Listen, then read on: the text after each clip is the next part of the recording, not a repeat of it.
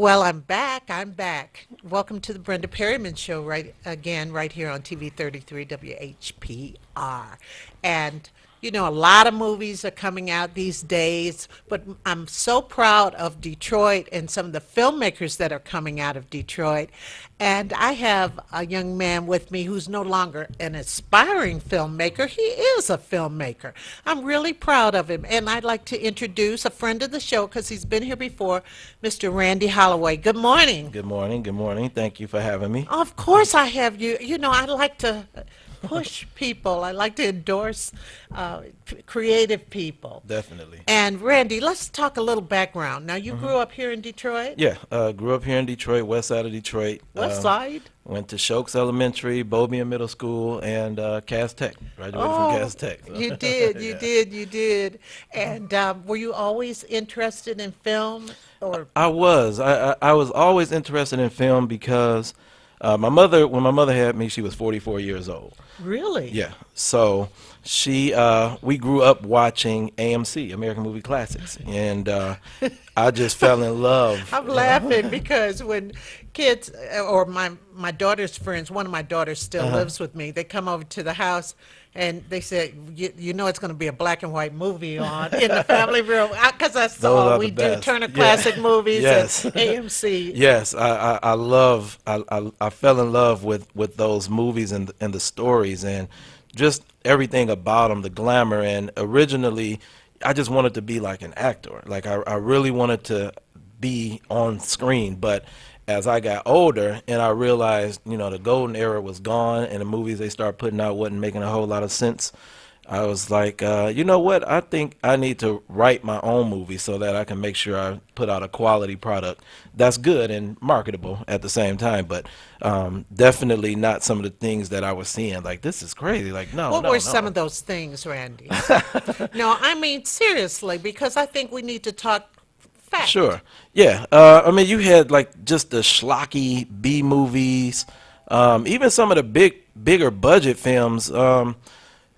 Man, like even like Texas Chainsaw Massacre 4, and I'm like, wait a minute, like They got money to make they this? got money to make that, and it was Matthew McConaughey and Bridget Jones. What's her name? Oh, yeah, I know. yeah. They were in it before they became famous, and Right. when they got famous, they released it. But I'm like, wait a minute, like they get money for this stuff, and I just wanted to make sure I didn't look like a fool in front of the camera. So if I wrote something, I could control that a little bit. Right. And knowing the industry now, you still can't control it then because sometimes you write the script and Hollywood gets it back and Hollywoodizes it, and it may be a good script to begin with. They Hollywoodize it, as you said, Right. with things that they think.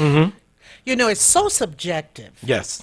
Yes. And a lot of times it's wrong because I even watch, it's hard to watch some situation comedies, and especially when they started, the proliferation of black Yeah, comedies on yes. television, and you could tell black people didn't write it, Yeah. or Yeah. black people they were writing to stereotypes. It was It was very rare, and it's very that's another thing too, because I've been around a lot of places. I've worked on a lot of shows.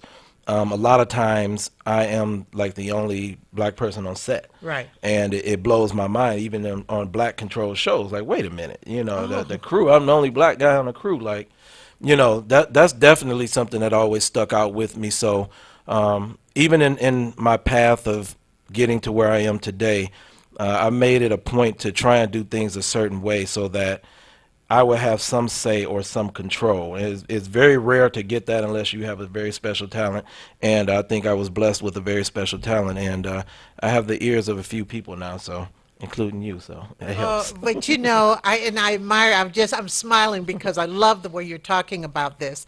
Because in order to control the narrative, you have to have this control. Yes, you have to. Because a lot of people learn about. I'm just going to say our people from what they see on television, Exactly. so forth and so Exactly. on. Yep. You see that a lot, and it's crazy sometimes. And I'm looking, even when you get to a show like Empire, And that's, the hottest show for a Yeah, moment. but And you know they have a lot of white writers. well, So that's the whole thing. Everybody looks at what's his name? The who's what's Lee Daniel. Lee Daniels. Yeah, I'm sorry. Yeah, they look at him, but it's really Danny Strong. I know it. You know, I know it. and And people don't they don't realize that. realize that. They don't And Lee realize Daniels is that. just the black face they pushing Right, out front. right. Because I could just close my eyes and I Yeah, hear the dialogue and I say, yeah, "Oh my God, this is what exactly, they think we do." And exactly. of course, it has played to the public. It has played to the public, and it's I don't understand it sometimes, but it when you look at certain projects and certain things, you understand that a lot of shows aren't marketed for us because we're not really sitting still long enough to. We always gonna go off and do something else. And we, the black community, it's always about the marketing and the dollars, and it's always the other races that really drive a lot of the content. Well, Randy, about 3 years ago, I was commissioned to write Dr. Sweet's Tinderbox, which was about Dr. Ocean Sweet in 1925. I love Yep. history because there's more to us than what they see a Exactly. lot of times. And so the museum was packed and all this, and it's about the mistreatment of he and his family when they Yep. moved into the white neighborhood. And a lot of people said, and people loved it, got a standing ovation. I see we have to expose our people Yes. to this. Yes. But it was a mixed audience. It's a mixed play because the perpetrators in the play, the people who stoned his house, were white people. But I saw comments that people had written said, "Golly, we just sit and listen." They listened. They Yeah. didn't talk back to the performers, and it wasn't participatory theater in that regard. I think that. Do you think that certain plays, and I understand how Tyler Perry has become so this, that, and the other thing. Yeah. But I've seen plays where I saw this one play that had Leon in it. Blue Cross Blue Shield had treated my students, said, "We'll treat you to dinner and a play and stuff Okay. like that." We get down there.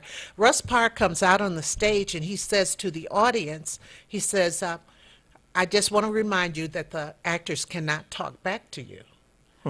And my student said, "Miss Perryman, what is he talking about?" I said, "You'll see."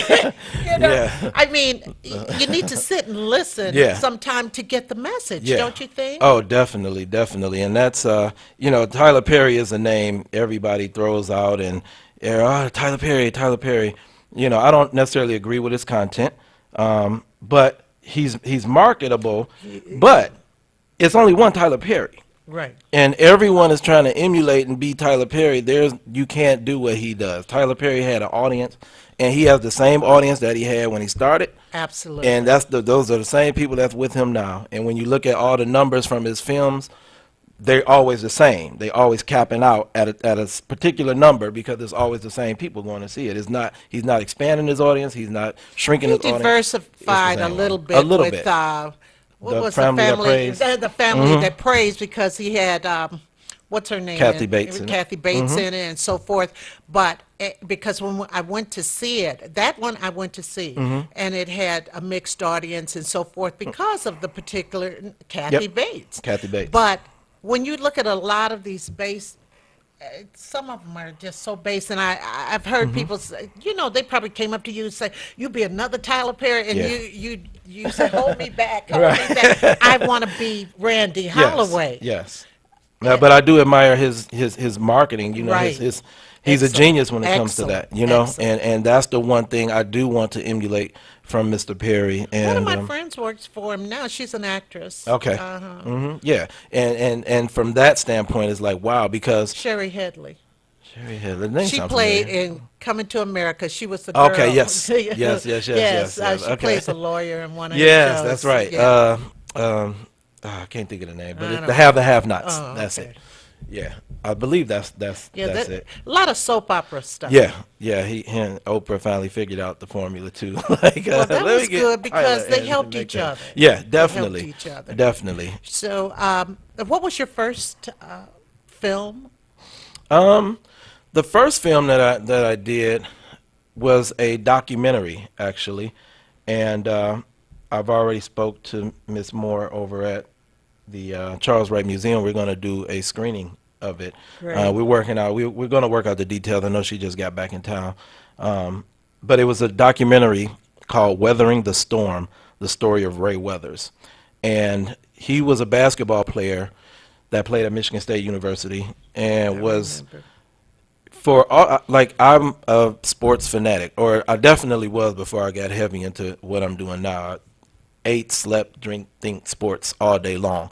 I had never heard of him, and he was a superstar, Yeah. and I couldn't figure out like why didn't I know what happened? What happened? So when I met, when I met him, I'm like, how do I don't know you?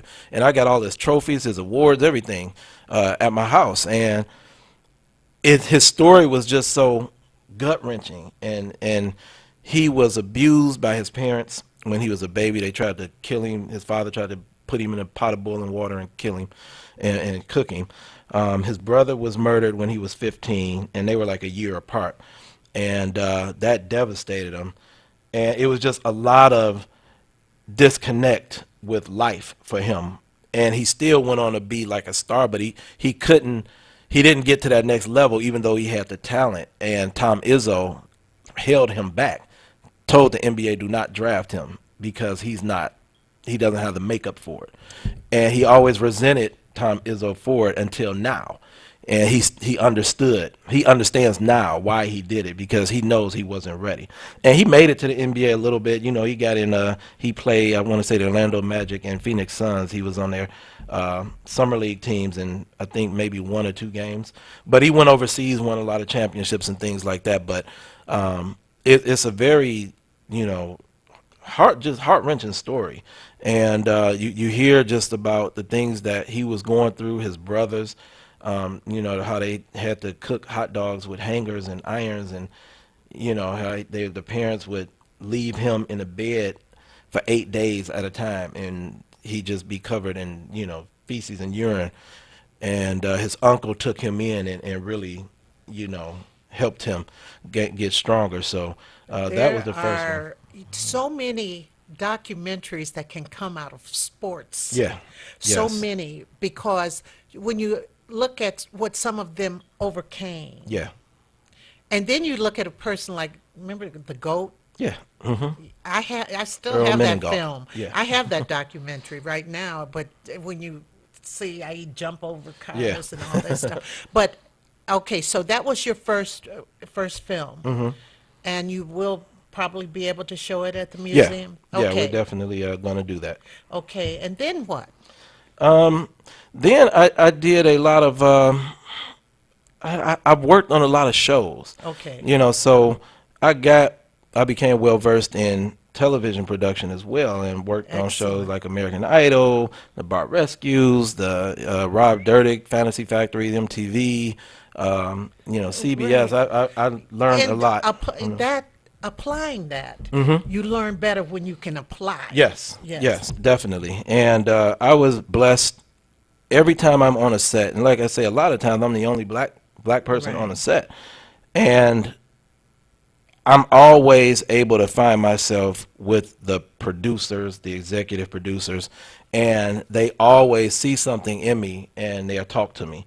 And Wow. I show them my work, and they be blown away. Like, where where you at? I'm Detroit. Like, you did this in Detroit? Like, no way. That was always the thing, because, when they look here, everybody here has a camera now, especially, but when they look here, they see is Detroit good is here, but national good is here. Right. And so every time they came looking, they always saw down here. So a lot of people in the filmmaking community would get upset when they brought the movies here and they wasn't hiring Detroit crew to do the bigger positions. Right. But that was one thing. When they saw my work, they knew, like, wait a minute, there's something different about you. Let me tell you what you need to do. So that helped me tremendously. I mean, I went to school. I got a degree. I went to Specs Howard as well and graduated top of the class. I got a 4.0 GPA from school, won all the awards at Specs Howard, and just, I was always just good at that stuff. And so all of that comes into play. And that's always one of the first things they ask me. Well, let's talk about Bianca, who did this to you. Yes. Tell the audience about it. Well, the movie is based on a book called Bianca, Tell Us Who Did This to You Tell by, us who did. yep, by author E. Williams.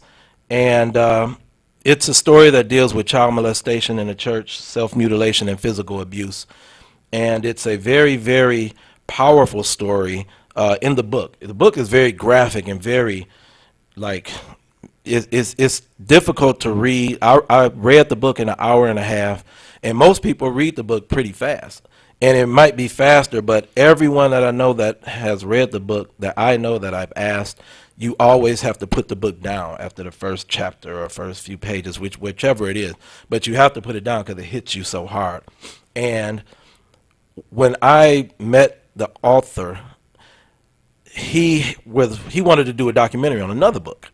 And as I was talking to him, I'm looking over his shoulder and I see a rack of books. I think it's like 5 books across, 5 books down. It's all the same book. And I'm like, looking, he talking to me, but I see that book. I'm like, what's that book? And he's like, oh, that's Bianca. He's like, but I want to do this, a documentary. And I'm like, wait.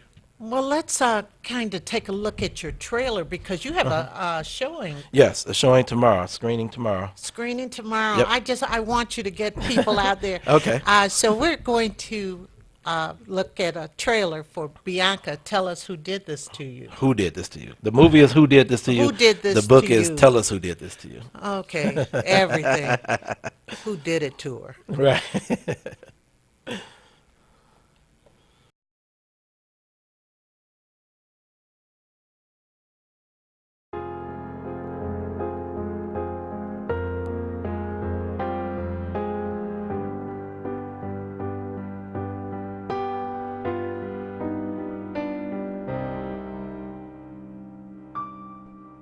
When the festivities gonna start? I'm ready.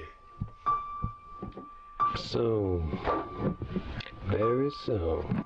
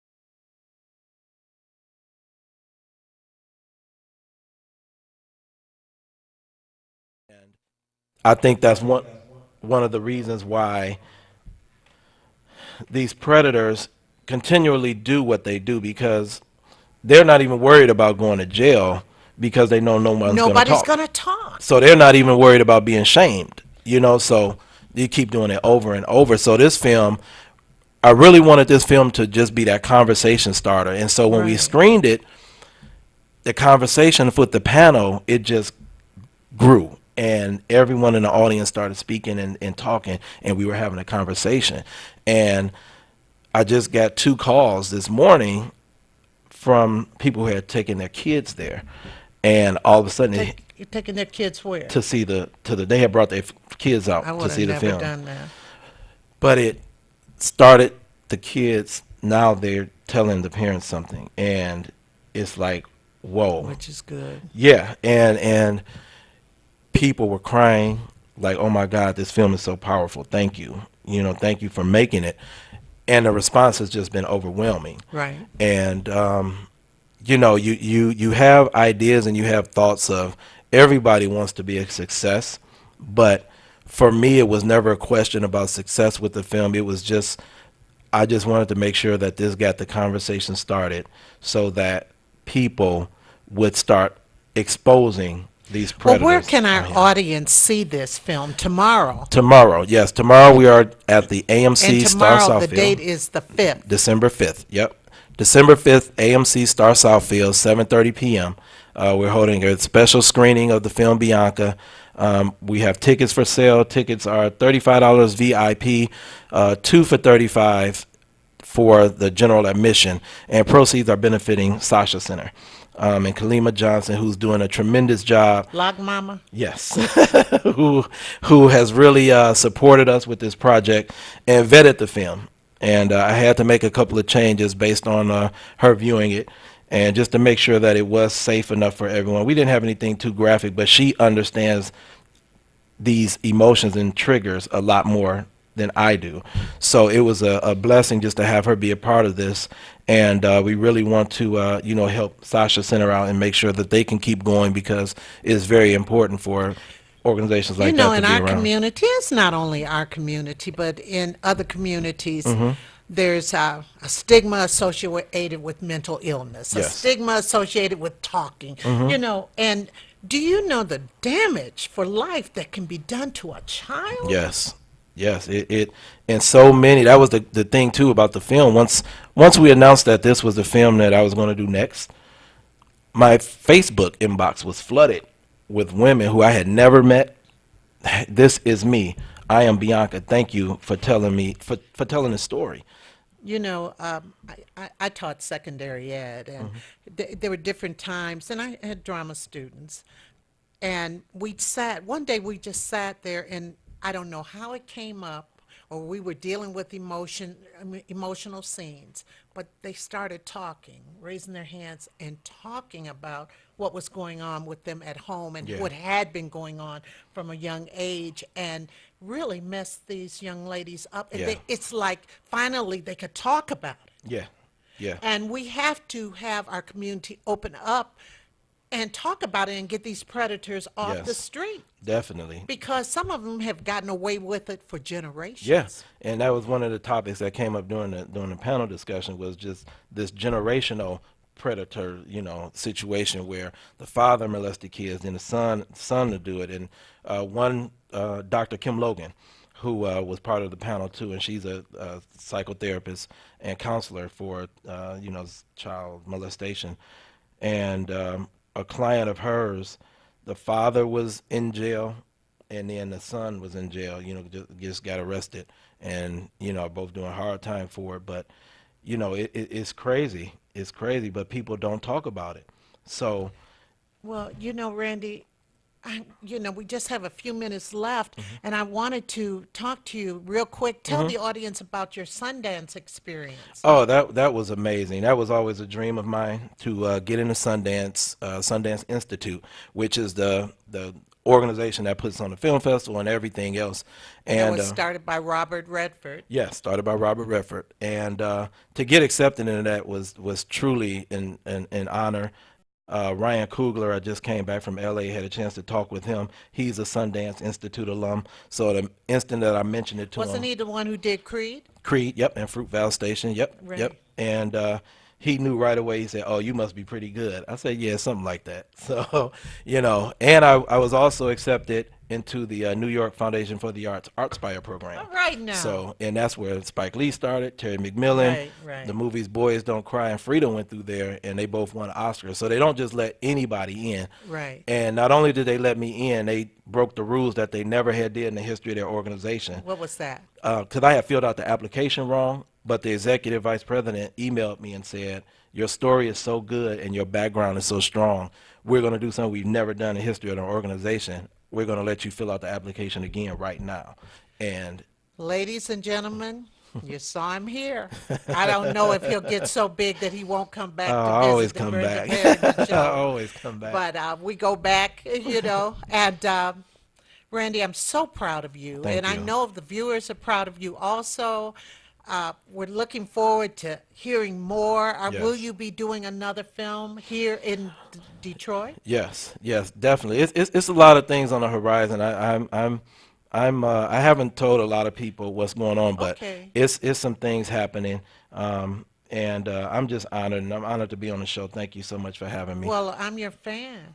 Thank you. You know, and I'm sure you have more fans now, but I want to definitely keep up with what you're doing. It's nothing like quality, nothing Thank like you. it. And of course, when you're getting ready to do the other film, the documentary, when you're getting ready to show that, we definitely want to highlight you with Okay, that thank you. also. And I don't know what more to say. We're very proud to have you here. Thank you. And ladies and gentlemen, special announcement, we will not be doing Table Talk today. We will do the rerun of last week's Table Talk. Um, so we will see you next week with another live Table Talk right after this show. Once again, thank you for joining us. And Randy Holloway, Thank you. Thank you. sky is the limit. Yes, yes, Right. it is. The limit isn't, no, I think the limit is above Above the that. sky. I'll But the see sky is you never next ending, week. so we're good. Thank you.